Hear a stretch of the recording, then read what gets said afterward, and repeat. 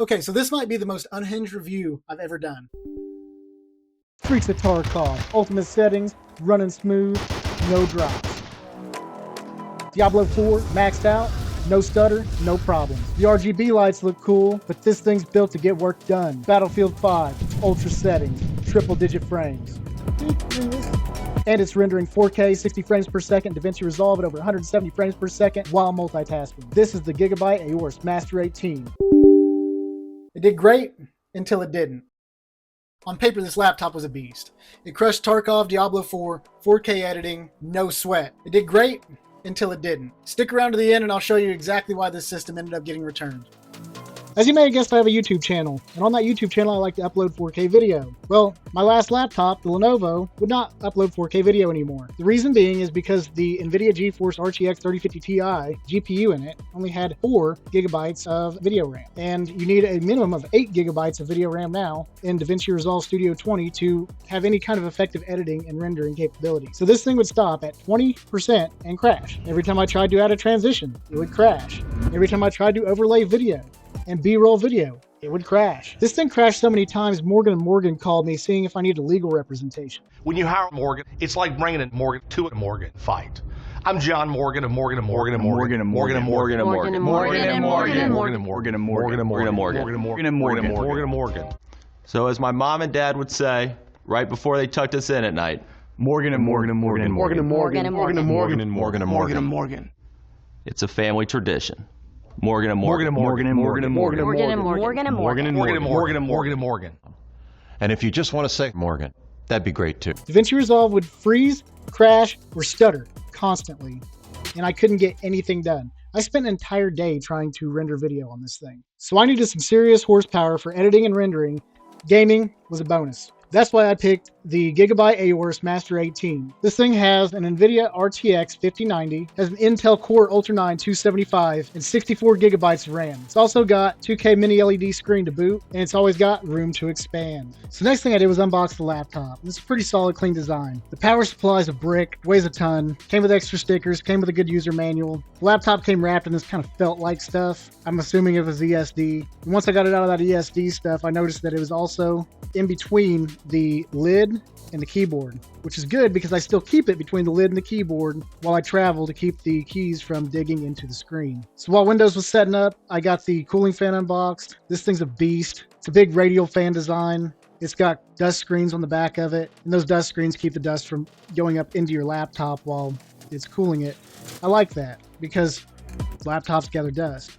Next logical step, I get the laptop mounted on my cooling fan, get the cooling fan plugged in, got them RGB lights going. Got to get them turned to green. Green's my favorite color. Next thing, I get my keyboard unboxed and mouse combo from Red Thunder. Get them guys set up, and it's got the same rainbow effect as everything else does. Next logical step, get it turned to green, my favorite color. Once I got all that done, got Windows set up, I shut the laptop back down, and I ended up opening the back of it, dropping some M2 SSDs in for a total storage of 5 terabytes. A 1 terabyte SSD that has my OS on it, and then two 2 terabyte SSDs, one for gaming, one for all my video editing and my podcast. Now, when I put the drives in, the drives didn't initially show up, so I had to go in and initialize them in Windows. Then I got it all set up. So once I got my SSD taken care of and I got my total of 5 terabytes of storage, the next logical step was to fill some of that storage with my software. So my software loadout was, boom, got OBS Studio installed so I could do screen recording. I had a problem with OBS Studio was the fact that it was capped at 60 frames per second. So when I was trying to screen record like Battlefield 5 and stuff at 240 frames per second, it was sitting there glitching. It was like, duh, duh, duh. It was causing a conflict because OBS was recording at 60 frames per second. Battlefield 5 was running at 240. So what I had to do is I had to back Battlefield 5 off to 60 frames per second, and then OBS would record fine. That was a software issue with OBS. Next thing I did, get that DaVinci Resolve on here. And I've had really good luck with DaVinci Resolve. I've been able to edit everything I need to do now. It's made all my hopes and dreams come true. It's wonderful. It's huge. It's bigly. All right. I can render 4K video at 170 plus frames per second. If I'm just doing a roll, it rolls all the way up to like 240 frames per second. Once I start adding overlays like text and green screen and all that stuff, it does slow down, but it consistently stays above 170 frames per second, which I'm impressed with. As a matter of fact, this entire video has a lot of special effects and heavy editing in it. Right now I'm on a green screen, believe it or not. I know you see this Homestead TechTalk flag waving behind me, which I also created on DaVinci Resolve Studio, because it's a solid banner, and I've actually added a special effect to make it wave. Watch this. There's a flag. Now we're on green screen. Now go from green screen. And the flag's back behind me. Pretty cool stuff, right? So DaVinci Resolve is good to go. This thing eats up frames per second and spits it back out at you. Like, it's good. It's good to go. And it's fast. Love it. Now, as far as gaming goes, I've ran a handful of games on this thing, and honestly, it's handled everything that I've thrown at it. Escape from Tarkov on ultimate settings runs buttery smooth. I get consistent 100 frames per second unless I'm trying to record using OBS Studio and running DaVinci Resolve in the background. It doesn't do so good multitasking. I think the RAM's bottlenecking a little bit. Even then, it might stutter just every once in a while, and the only time it stutters is on Streets of Tarkov map. In Diablo 4, runs maxed out just fine. Battlefield 5 on Ultra, it'll run 240 frames per second consistently. Baldur's Gate 3 runs smooth the whole time. And other stuff like Fortnite, Destiny 2, it all runs great. And to be honest, like I said, I don't do a lot of gaming. More likely than not, I'm playing Diablo 1, and I'm playing the Beelzebub mods with Diablo 1. So I'm not really gaming a whole lot on this thing. But the bottom line is, if it's in my gaming library, it runs smooth. It has no problems whatsoever. You just launch and go. So what about the build, display, and cooling? The build is pretty solid. It's all plastic, but it's really rigid. The hinges on the monitor are really good. The monitor itself is amazing. It's the best laptop monitor I've ever had. And the cooling fans, they can get a little loud at times when you're doing some really intensive stuff, but it's not super loud by themselves. The only reason my setup's loud is because I got that external cooling fan on it, and that external cooling fan is really loud. But the fans by themselves do an adequate job cooling. The cooling fan is just a bonus, and it also keeps dust out of my laptop. This thing has plenty of ports. It's got 2 USB-C ports. I think one's like a Lightning 4, one's Lightning 5. I'm looking right now. It's got HDMI, it's got Ethernet. On the left side of the laptop, you got your power port, and you've got one USB-A, one USB-C, and I've got 2 USB-As, a USB-C, a mic jack, and an SD card reader on the right side, which is really nice. And my cooling fan will also add a bunch of USB-As if I run a USB cord to the back of it. I can plug it in, and then I've got even more ports to use. So that brings us out of the good stuff and into the bad stuff. And here's the bad stuff. Battery life, I haven't tested it yet in depth, but if I had to guess, you might get a few hours max. This isn't a mobile first machine. You're going to want to keep it plugged in. The fans do get loud when you're pushing it. It's not unbearable, but they are noticeably loud. I had some issues with OBS. That was an OBS issue, not the laptop issue. Doesn't really count. One of the biggest issues I have with this thing is the BIOS. The BIOS is extremely limited. You really can't overclock your RAM. I don't see any options to overclock the RAM. Now that might be the RAM itself, but also the Gigabyte's GIMate software isn't really that great. It's got AI features, but if you try to use the AI features, it will not do anything. Like, I can't get it to do anything. It's like almost like talking to a chat bot on Best Buy or some shit. You know, it gives you a couple options of really basic shit that you can do, but you can't be like, what is my current RAM speed? I ain't gonna tell you that. Speaking of RAM speed, the GIMate overview says my RAM is clocking out at 5600 megahertz, but if I go to Windows Task Manager, the Task Manager says it's only clocking out at 4800 megahertz. That's a pretty big fucking problem that they don't know which one's which.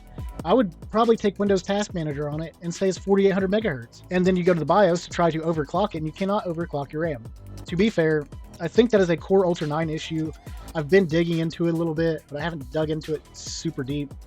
But as far as I know, that's a Core Ultra 9 issue. When you're bridging two 32GB cards, it defaults to 4800 megahertz. Some BIOSes give you the option to overclock it to 5600, but then it becomes unstable and crashes, apparently from what I'm reading. The 4800, it runs fine at 4800 megahertz. Like I said, Streets of Tarkov on Escape from Tarkov runs flawlessly as long as I'm not doing a bunch of stuff at once, like trying to stream, have DaVinci Resolve running in the background. The RAM keeps up fine.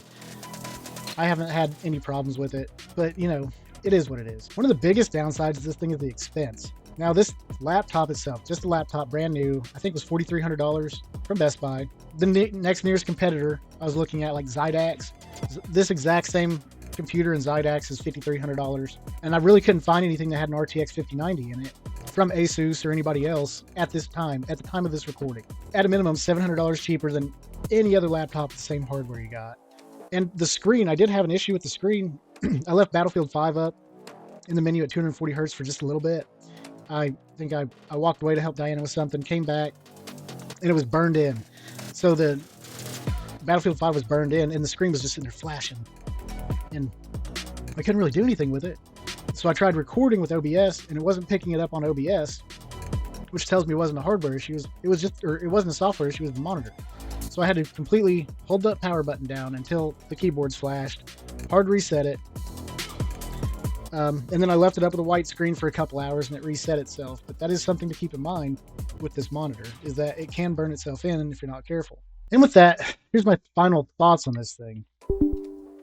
So a quick note, this review almost didn't get finished. The laptop crashed while I was layering B-roll over the A-roll in DaVinci Resolve. Full system blue screen like 5 or 6 times right during the final endings when I was starting to talk about the bad stuff. So as I'm talking about the bad stuff, this thing starts just blue screen and blue screen, blue screen, and restarting. I had to restart it, and it would blue screen and would not finish editing this video. And it had already crashed a couple times during Tarkov, randomly froze a couple times at idle. But this was the last straw. And yeah, it happened on the final day of the return window. So shout out to Best Buy Milwaukee. They made the return easy. Online customer support, though, absolutely fucking worthless. I won't be buying anything major from Best Buy again. I've got like $2,000 in gift cards now from this purchase. So they sent me a check. They're supposed to send me a check. Check ain't in yet. They gave me $2,000 in gift cards because I used gift cards to purchase it, and they put the rest on my various cards for this. So I'll have to purchase something with those gift cards, probably a new mattress, maybe a stand-up freezer. But the sad thing is when I was a kid, Best Buy was the place to go to buy components to build your own PCs, to buy your own PCs. Like, it was a decent place, and everybody knew a lot about computers. Now, it's like a bunch of kids, and they don't know shit about fuck.